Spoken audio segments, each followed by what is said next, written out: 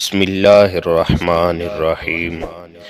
آپ کے اپنے چینل قمر اسلامک انفارمیشن پہ آپ کو خوش آمدید۔ آج ہم بات کریں گے سیدنا ابو ہریرہ رضی اللہ تعالی عنہ کی ماں کے اسلام لانے پر۔ سیدنا ابو ہریرہ رضی اللہ تعالی عنہ خود دولت اسلام سے بہرور ہو گئے، تو ان کو فکر ہوئی اپنی بوڑھی ماں کو بھی سعادت میں شریک کروں، مگر وہ برابر انکار کرتی رہیں۔ ایک دن حسب معمول ان کو اسلام کی دعوت دی تو انہوں نے شان نبوت میں کچھ ناروا الفاظ استعمال کیے۔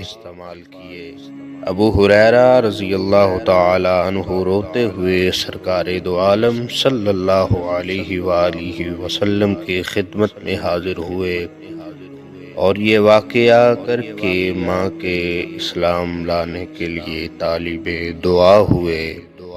رحمت عالم صلی اللہ علیہ وآلہ وسلم نے دعا فرمائی، یا اللہ ابو ہریرہ کی ماں کو اسلام کی ہدایت دے۔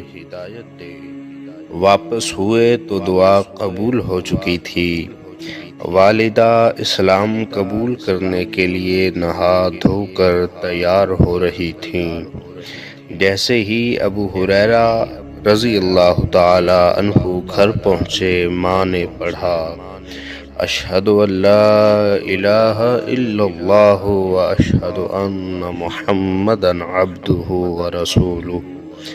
آپ اپنی والدہ سے یہ الفاظ سنتے ہی فوراً الٹے پاؤں فطر مسرت سے روتے ہوئے کاشانہ نبوی صلی اللہ علیہ وسلم پر حاضر ہوئے اور عرض کیا، یا رسول اللہ صلی اللہ علیہ وآلہ وسلم، بشارت ہو، آپ کی دعا قبول ہوئی، اللہ تعالی نے میری ماں کو اسلام کی ہدایت بخش دی۔